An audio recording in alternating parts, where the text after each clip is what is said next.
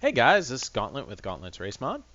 Today we're doing a video about a little bit of a mix. I'm going to talk about the game, I'm going to talk about ship designing and some tips, and I'm also going to show off some new ships. The new ships are Minbari from Babylon 5.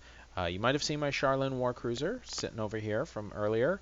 I've done a little bit of tweaking to it, and I've started working on other Minbari ships because frankly, they're awesome looking, and I got sick of working on my other sets, and I thought it'd be a nice change of pace to try and replicate ships from a TV show. So there are some really excellent people out there doing some work.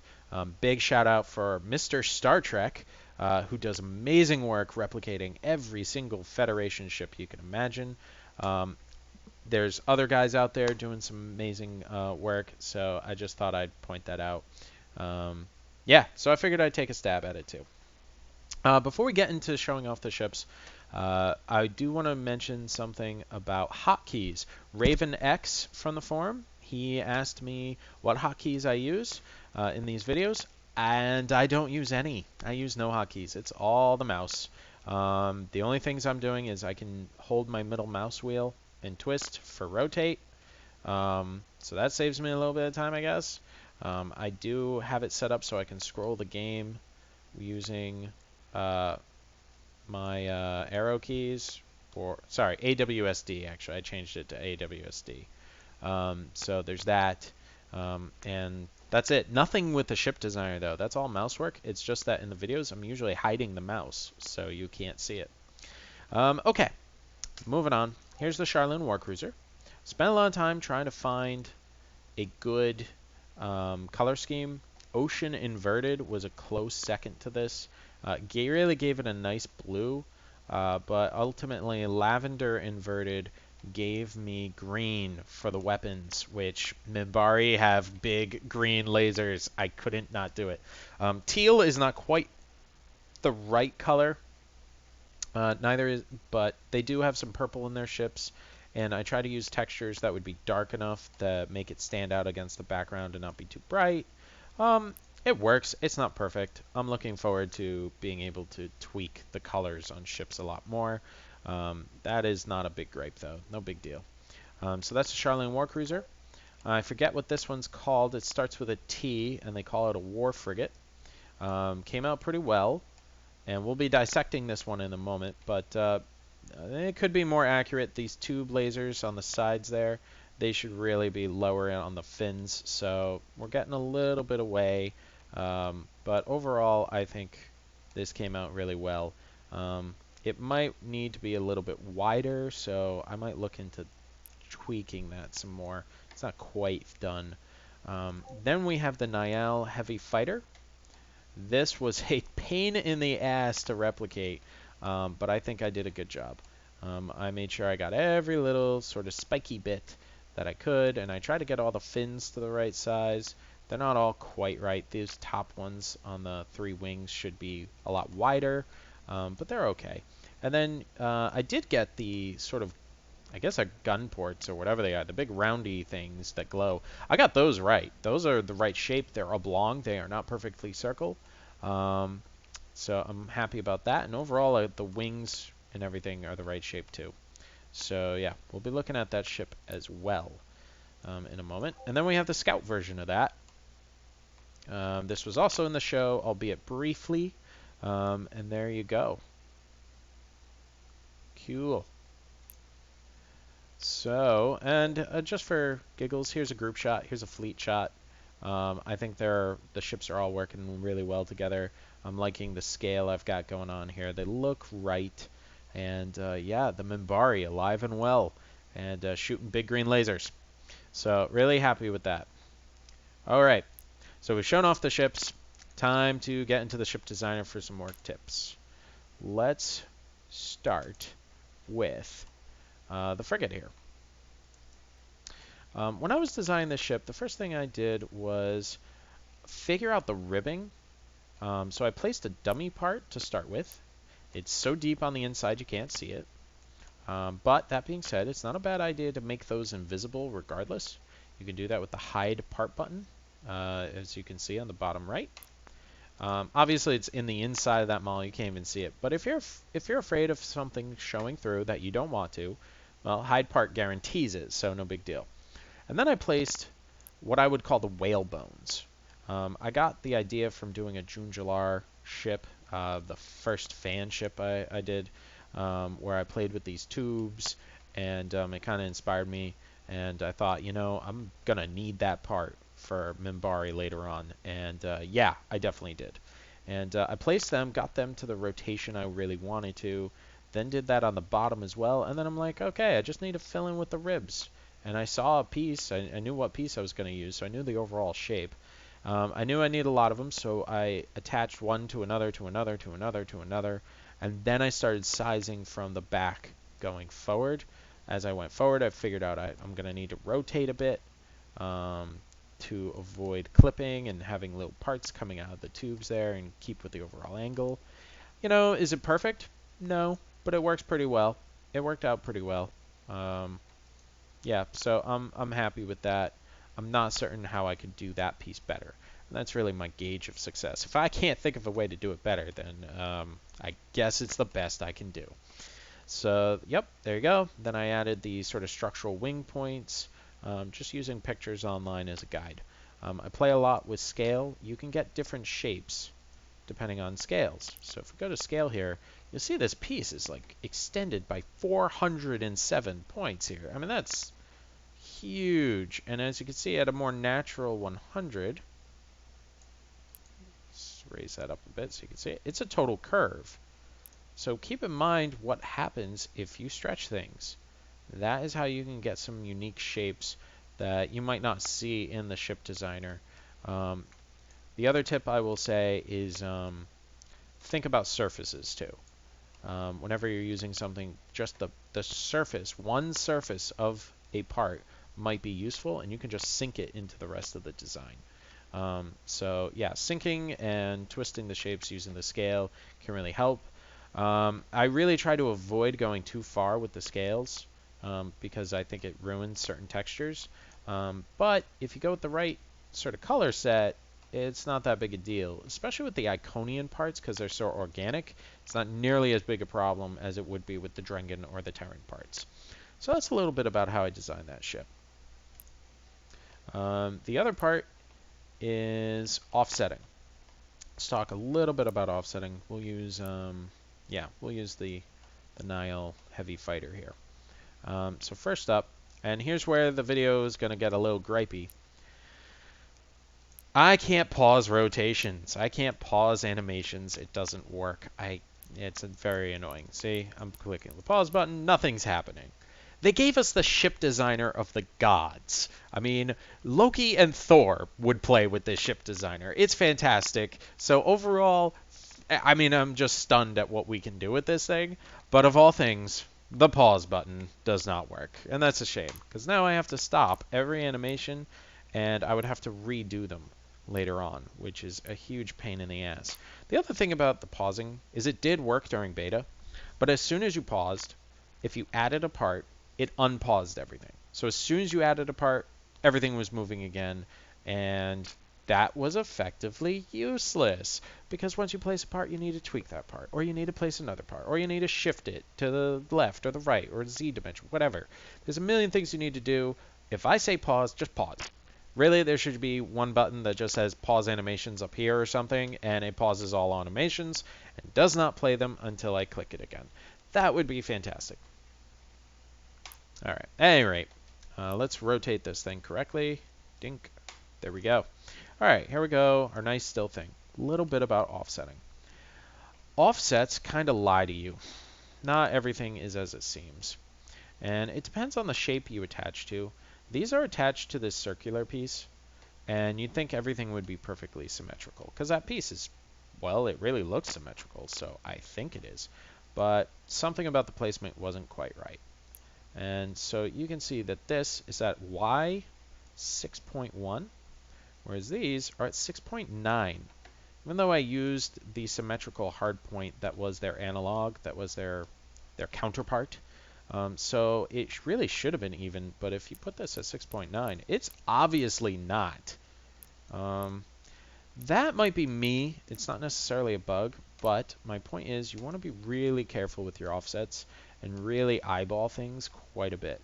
For example, if we click this and we start moving it along, say, the z dimension, we're at negative 19, 18.9, 18.8, 18.7. Huh, I clicked 18.6. The part didn't move. Why? I have no idea, guys. I'm sure someone does. I'm sure it's math. Math is always at the root of it. I'm not even bad at math, but this escapes me, all right? So it skips certain numbers. 8.6 didn't work. Now 8.7 is not working. I'm sure there's a pattern to it, but I am not privy to it, and it can be frustrating. So whenever you set something, all right, and you're happy with it, click off, click again, see what it actually stays at. Because if you come back, it might just be different. There we go. That was at 18.7, and it became 18.6, or really there was no 18.7. It's like there's invisible numbers or something. That's really frustrating and can really throw you in a loop when you're trying to keep everything really symmetric. The other thing is the X dimension. I love Y. Y seems to be really, really agreeable. Z is my favorite. Z is my favorite dimension. I don't know why, just is. I like it that way. X can go screw.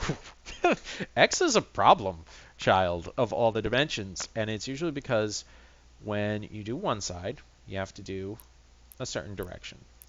So we just did positive 0.4. The other side has to be negative. And I get that. That's fine. My problem is these are not even. They're not. I mean, they look similar, but they're not quite really even. Now this says 0.4. When we click on this, that was an invisible number, so it says 0.3. There was no 0.4. There is no 0.4. So I have to kind of jump to the next number. So now this says 0.5.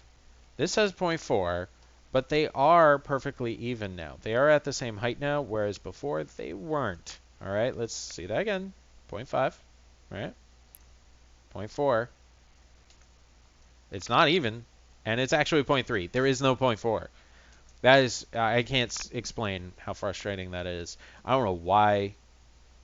Anyways, sorry, I'm getting off on it too much on that. I know that's nuanced, but that actually is a big deal.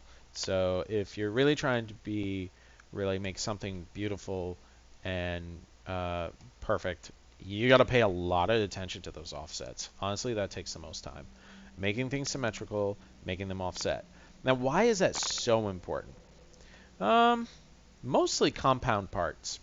If you just want to make sure things look correctly, if you just are careful, that says 7.4, you take this one, and you go the same amount. When you let go, this will normally even them out the way you want and make it even. You don't usually get skip numbers when you are using the little ticker. When you are carefully moving the mouse and it's jumping every 0.3 or whatever, it's pretty good about making sure things stay correctly symmetrical to each other. You can tweak that. You can go to options and change your offset snaps and stuff like that. But compound parts, well, with compound parts, you need to be super precise because when you build them, you can't mirror anything. So I know I've mentioned that in tutorial videos, but I just have to say again, the way mirroring works in this is just wrong. It shouldn't work that way. It literally is mirroring. It's making a faux copy. Let's take a look at the Scout where I used it significantly. Sorry, not the Scout. Any of the larger ships I've got.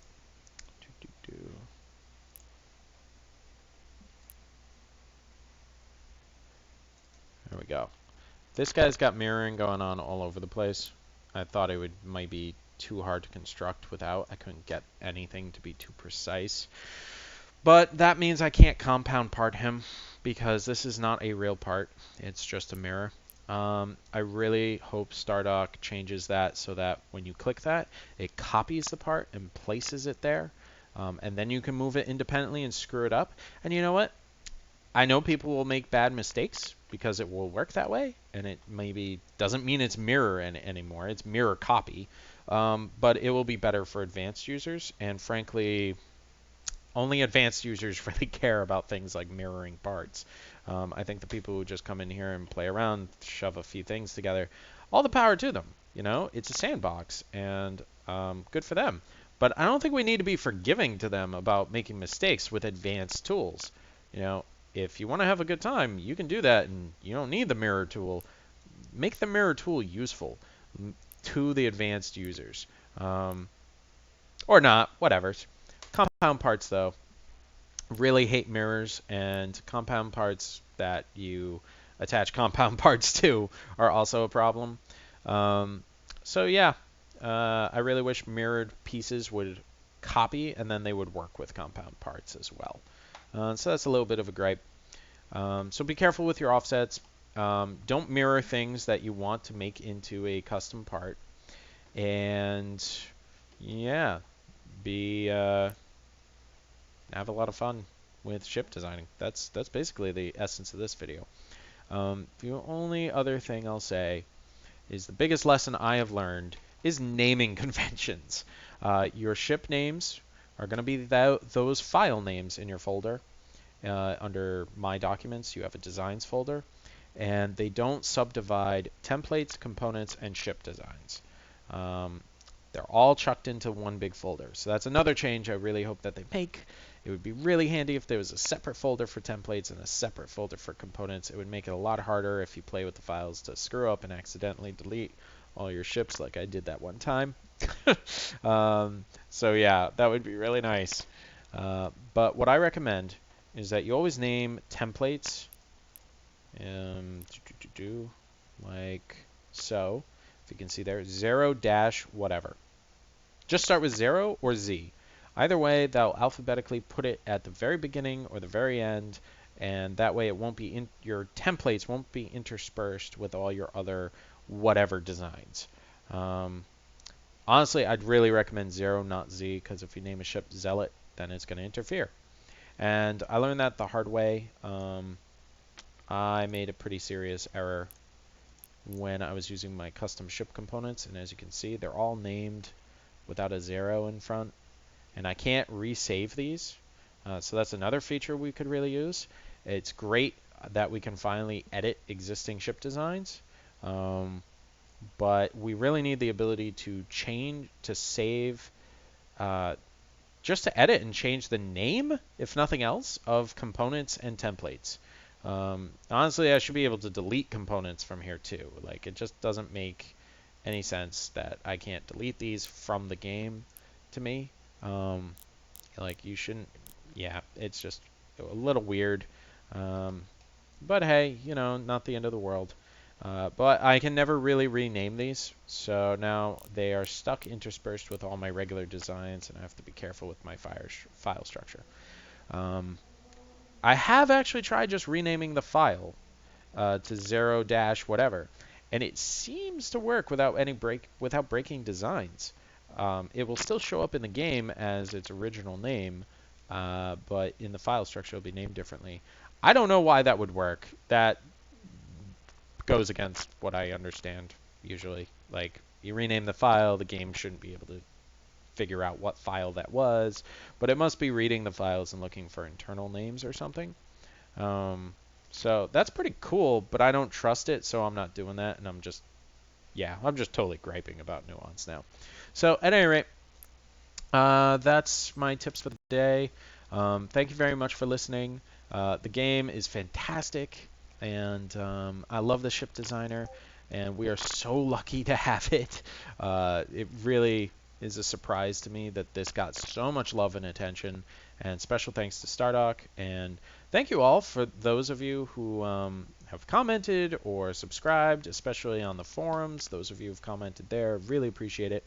And if you want me to keep doing videos, please subscribe, actually, because I am vainglorious, and I seek your approval, and that would be awesome. All right, guys, you have a great night. Thank you.